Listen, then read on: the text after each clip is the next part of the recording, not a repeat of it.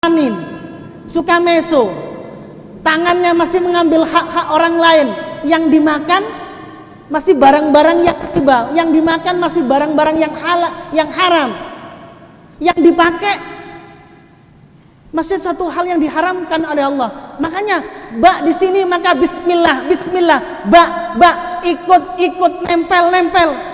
Harus ada dalam hati kita ketika kita pakai baju, bismillahirrahmanirrahim. Singkatnya bismillah. Makanya Rasulullah SAW dalam satu hadisnya yang sangat sahih diriwayatkan oleh Imam Bukhari dan Imam Muslim mengatakan apa? Setiap satu pekerjaan, kata Rasulullah SAW, yang kamu tidak mengetahui doanya harus dimulai dengan doa apa? Maka apa? Bil basmalah, maka mulailah dengan mengucapkan bismillah, dengan menyebut nama Allah. Karena apa? Karena ketika kita sudah menyebut nama Allah, mengagungkan Allah, berarti apa? Bima fit, Allah akan menjaga kita, memprotek kita. Katanya Imam Al-Baghawi dalam tafsirnya, ketika sudah diprotek oleh Allah, ketika sudah dijaga oleh Allah, jangankan manusia, setan pun tidak akan bisa menyelakakan seorang hamba Allah yang sudah dijaga oleh Allah tersebut. Saudaraku rahimani rahimakumullah, oleh sebab itu marilah kita coba menghayati, memikirkan, mentadaburi salah satu firman Allah ini, salah satu kalimat Allah ini, huruf ba ini. Sudahkah diri kita dalam amaliyah, dalam pekerjaan sehari-hari senantiasa memulai dengan kata bismillah, atau hanya diucapkan saja, yakini dan tidak mengimani, bahkan mempraktekkan sama sekali? Nah, ini yang menjadi pertanyaan, dan antum semua yang bisa menjawab pertanyaan masing-masing.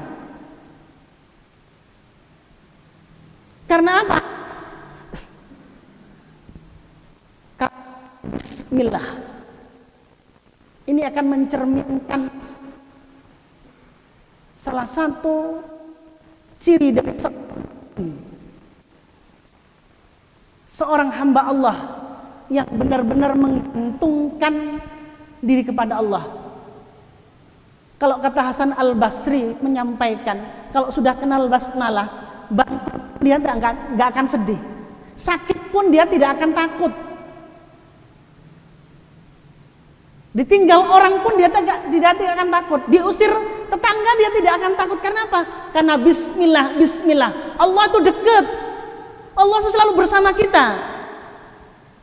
Nah, terkadang kita kebalik, kita lebih suka, bahkan tidak takut kehilangan Allah, dan lebih takut kehilangan tetangga, kehilangan saudara dan lain sebagainya. Bahkan kita takut terhadap kematian. Na'udzubillah. Semoga yang hadir pada malam hari ini merupakan hamba-hamba Allah yang sudah mengejawantahkan, mempraktekkan kata bismillah, yakni dengan makna yang pertama al-fauq, yang kedua al-istighraq, yang selanjutnya al-ilsaq, yang selanjutnya musahabah, dan yang selanjutnya al-ghayah.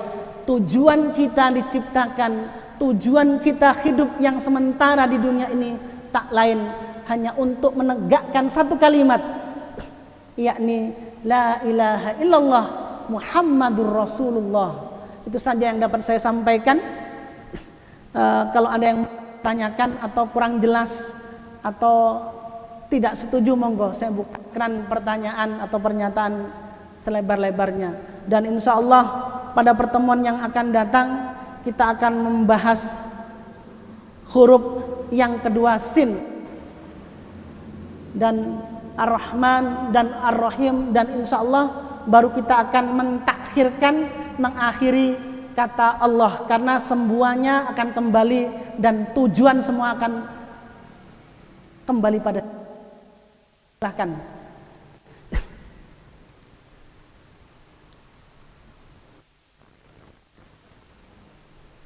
Faham semua nggih?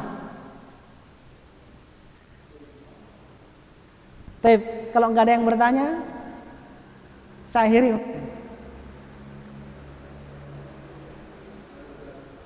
Nggih, di luar maudhu nggak masalah.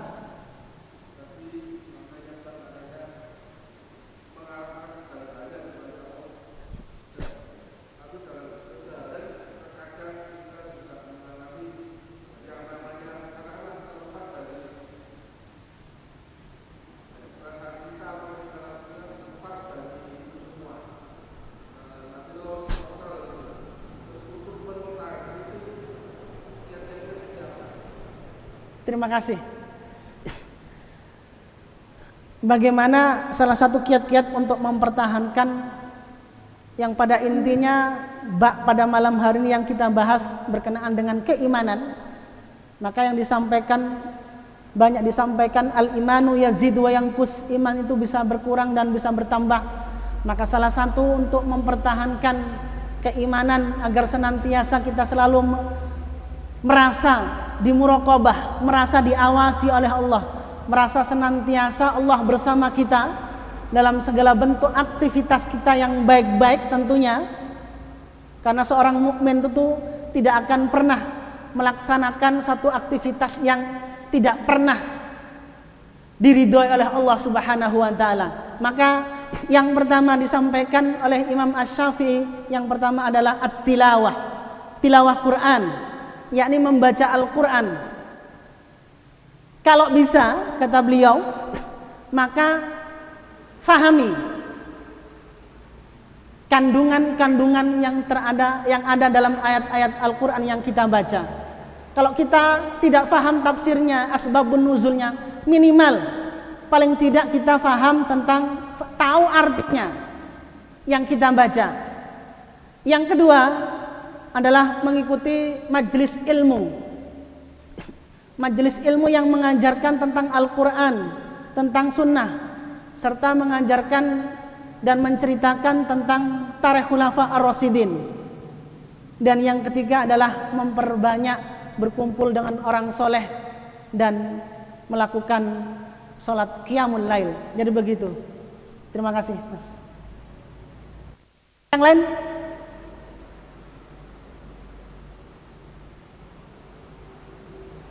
Cukup mungkin? Monggo, Ustaz. Nggih, monggo.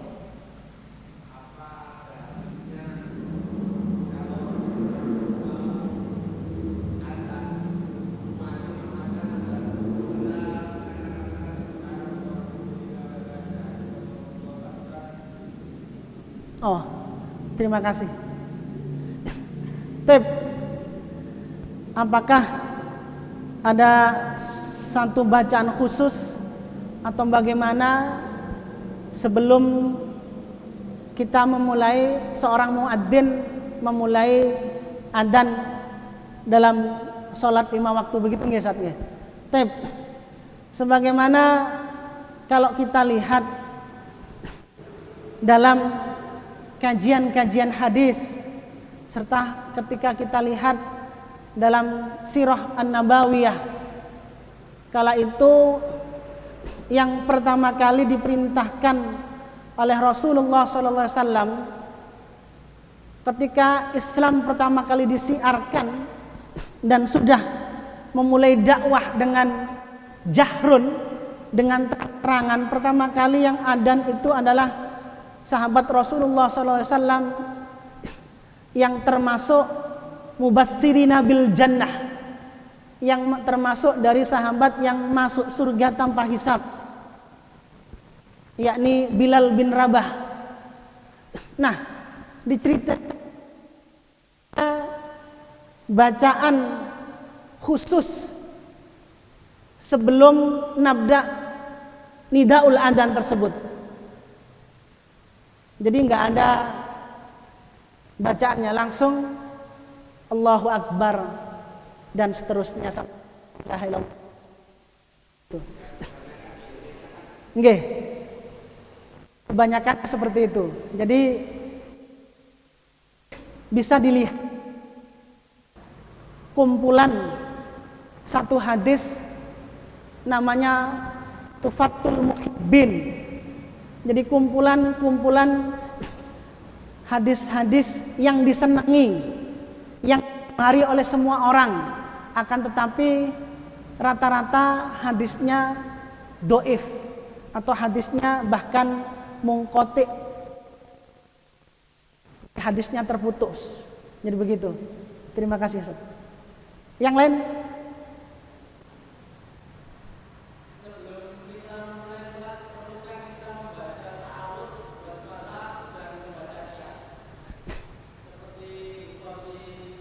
Terima kasih. Ada hadis yang dikatakan oleh Umar kala itu jalan Marwan bin Malik, juga Anas menyampaikan nahnu salat khalfa Rasulullah SAW. Saya salat itu di samping Rasulullah. Jadi jejer begini.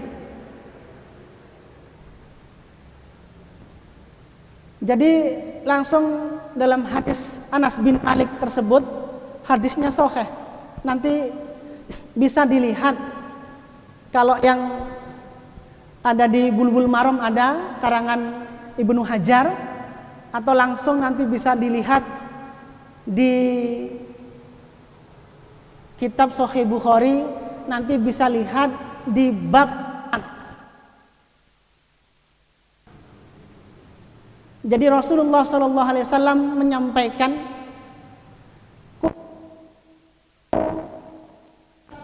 ma'a Rasulullah Sallallahu Alaihi Wasallam, khalafa Rasulullah Sallallahu Alaihi Wasallam. Kemudian apa? Rasulullah kabbaro. Kemudian Rasulullah Sallallahu Alaihi Wasallam bertakbir. Summa kabbaro. Langsung Rasulullah itu bertakbir. Disampaikan. Anas ini bertanya kepada Umar, Rasul ketika salat ada bacaan khusus minal Quran? La, idza salata Rasulullah sallallahu alaihi wasallam summa kabbara, katanya. Ketika Rasulullah sallallahu alaihi wasallam salat, kemudian dia langsung salat, langsung takbir. La syai'un minhu. Tidak ada sesuatu yang ia baca. Hadis yang pertama.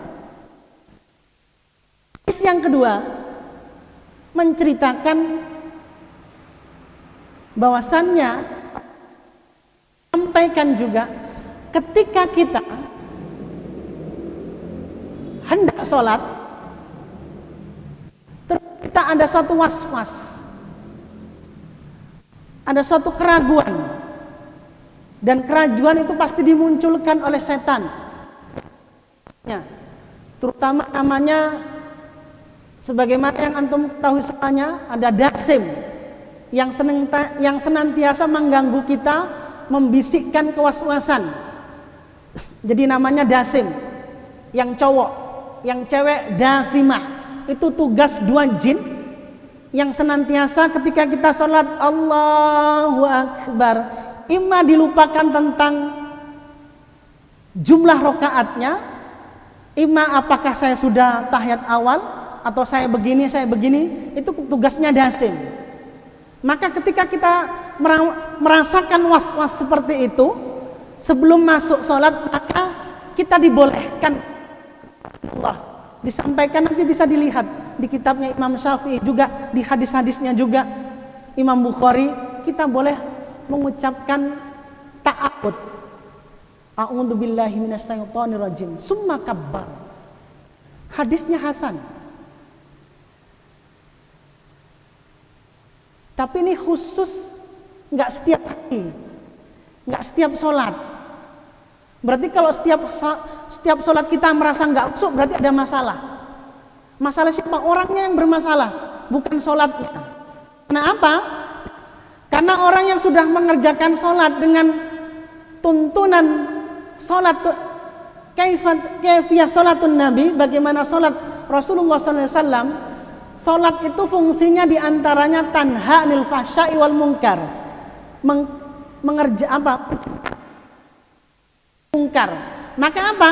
Maka ketika Allahu Akbar, semuanya dilupakan, fokus hanya kepada Allah, fokus hanya kepada urusan akhirat. Makanya dasem muncul. Waduh, iya, dompet saya yang hilang tadi, yang lupa tadi ternyata di sana, itu kerjaan dasim, dibisikkan, dilupakan dan lain sebagainya. Maka ketika kita satu saat merasa was-was, maka sebelum sholat boleh mengucapkan itu. Tapi tidak boleh setiap hari. Karena apa? Karena hadisnya lebih sahih, Rasulullah tidak pernah membaca sesuatu sebelum sholat. Imma itu bismillah, nabda bil basmalah. Karena apa? Karena ketika sudah urusan ibadah, ingat, ketika sudah urusan ibadah harus ada dalil yang menunjukkan bahwasannya kita boleh membaca begini, kita boleh membaca seperti itu. Jadi begitu. Itu yang pertama. Kedua, yang ketiga, maka berdasarkan daripada Rasulullah SAW sebagaimana yang diucapkan di awal tadi, maka tidak ada bacaan apapun setelah sholat. Imma itu yang lainnya sebagaimana yang telah ditanyakan tadi. Jadi seperti itu. Nanti kalau berbicara tentang sejarah niat, di sejarah niat ketika membaca sholat, waktunya takut nggak cukup. Nanti yang akan datang bisa kita bahas lebih teliti dan lebih rinci lagi nanti. Yang lain, nggih monggo Ustaz.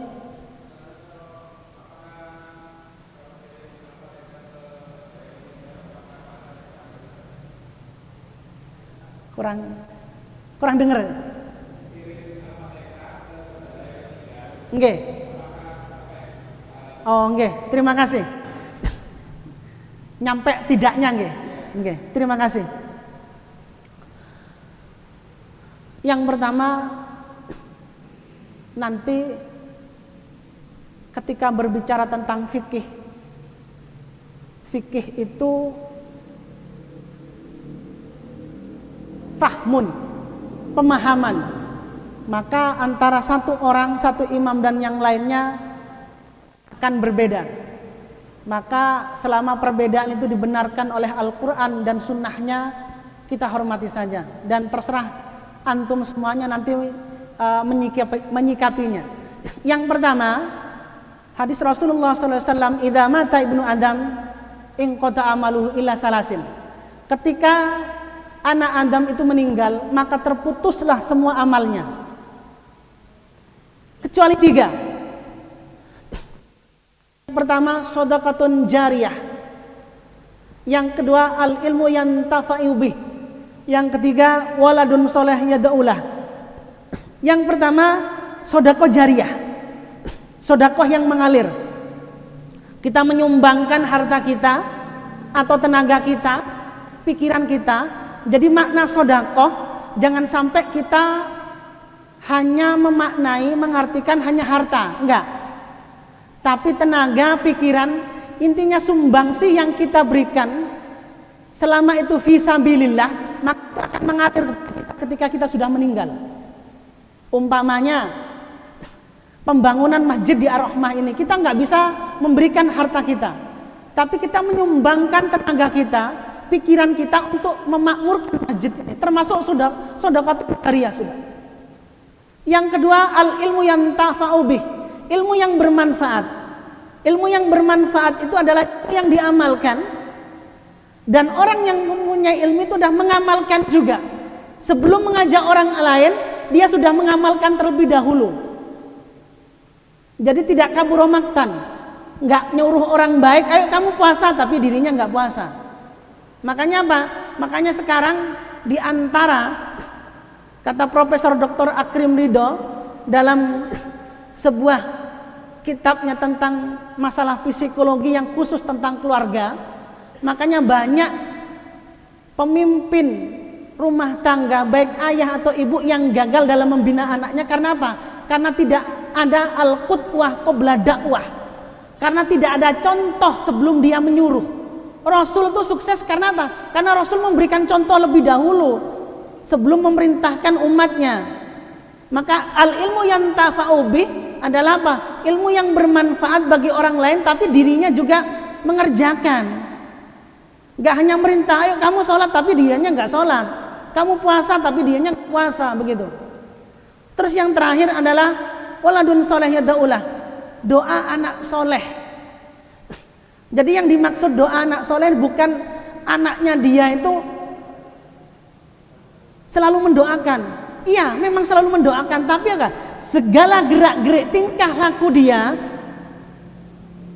kalau dia mencerminkan tingkah lakunya Al-Quran dan Sunnah, maka itu termasuk doa. Nantinya ada satu hadis yang disampaikan oleh Rasulullah SAW. Kedua orang tuanya ini nantinya yaumil kiamat itu merasa kaget. Ya Allah katanya, kenapa aku mempunyai tempat yang semegah ini, semewah ini? Padahal waktu di dunia aku biasa-biasa aja, hanya menjalankan perintahmu, tapi aku nggak terdepan gitu loh. Tapi aku kok mendapatkan istimewa ini? Apa kata Allah? Inilah yang dimaksud dengan waladun soleh yad'ulah.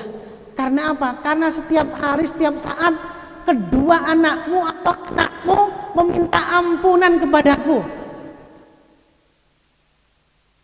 Nah, pendapat yang pertama, berdasarkan hadis tersebut, maka apa? Maka kirim Fatihah gak nyampe. Kirim Fatihah gak nyampe. Karena apa? Karena doa itu tidak harus Fatihah. Doa itu bisa dengan perbuatan. Walaupun jenengan menginfakkan mushaf, saya contohkan di Masjid Ar-Rahmah ini sebanyak 30. Niatan sampean untuk orang tuanya yang sudah meninggalkan, yang sudah meninggal. Walaupun tidak disebutkan, tapi sampean ikhlas berjuang di jalan Allah agar masyarakat sekitar sini bisa membaca Al-Quran, maka apa? Sudah otomatis ngalir. Nggak usah disebutkan, otomatis ngalir sudah. Karena apa? Karena Allah nggak bisa dibandingkan dengan kita. Allah itu mengetahui apa yang ada di benak kita, di dalam hati kita. Maka berdasarkan hadis tersebut, maka nggak nyampe. Pendapat kedua yang disampaikan oleh Ibnu Taimiyah, bisa dicek nantinya dalam Majmu' Fatawa li Ibnu Taimiyah, bab tentang masalah kematian. Nah, ini yang menjadi apa? Pendapat satu-satunya Ibnu Taimiyah yang tidak sama dengan a'immah yang lain. Yang tidak sama dengan 4 imam. Imam Syafi'i, Imam Malik, Imam Ahmad dan Imam Hanafi. Ingat, Imam Syafi'i aja yang diikuti oleh aktsar, oleh seluruh, bahkan apa? Sebagian besar. Kalau kita berbicara tentang bangsa kita ini, sebagian besar mungkin bisa dikatakan 70% pengikut Imam Syafi'i. Tapi apa? Imam Syafi'i mengatakan nggak nyampe, gitu loh. Tapi Ibnu Taimiyah mengatakan nyampe. Dengan apa? Dengan berbagai macam syarat tadi. Adalah apa?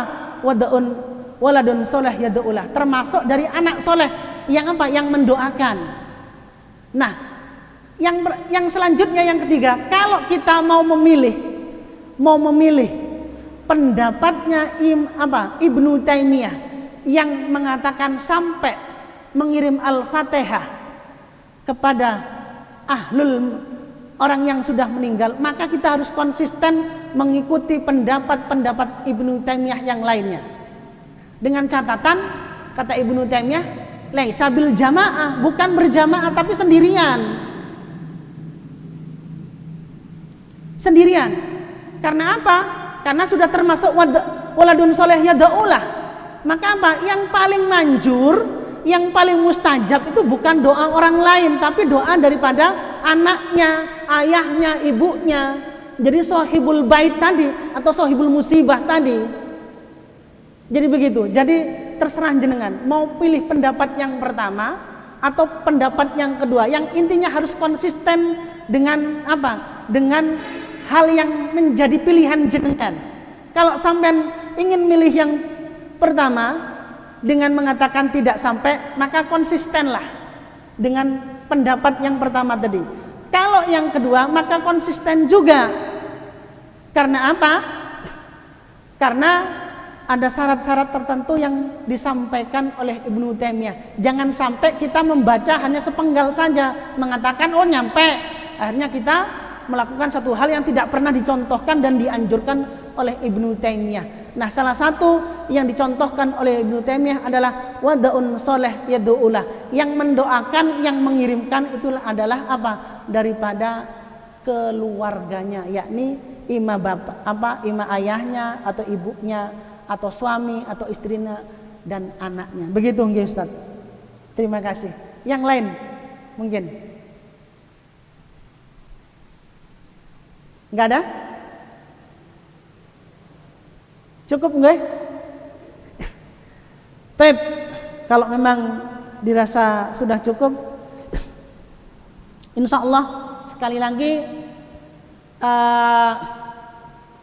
kalau kita lihat langsung yang kita bahas pada malam hari ini di tafsir Ibnu Katsir, maka tidak akan pernah kita jumpai, tidak akan pernah kita dapati. Karena apa? Karena antara ulama satu dan ulama lain itu berbeda tentang menafsirkan Al-Quran. Nah, ini bisa dilihat nantinya sebagaimana yang saya sampaikan di Mu'jam Ajaibul Lughat karangan Syekh Syaiku Hamdani, seorang ulama lughah. Jadi beliau itu menafsirkan Al-Quran itu per kalimat.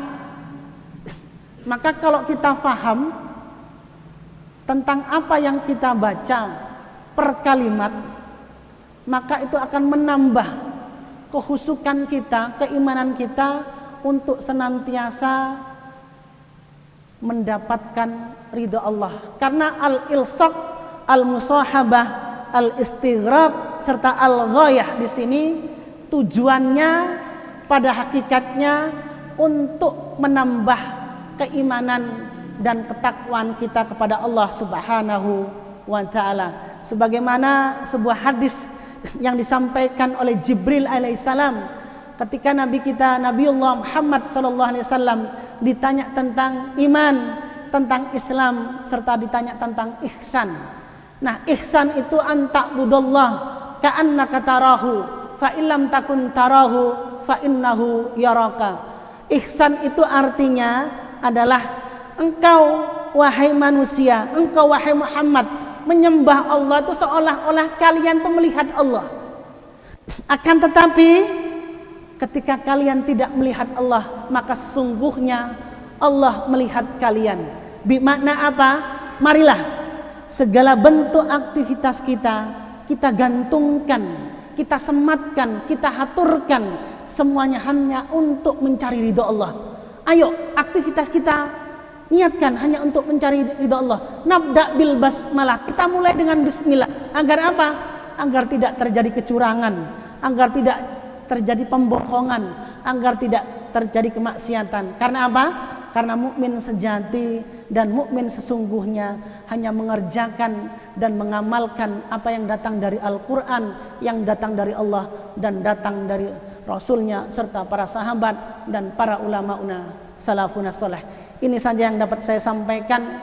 Mudah-mudahan bermanfaat khususnya bagi saya pribadi, dan apabila ada satu kesalahan murni datangnya dari saya pribadi dan kebenaran murni milik Allah Subhanahu wa taala. Al-haqqu mir rabbik fala takunanna minal muntarin. Assalamualaikum warahmatullahi wabarakatuh.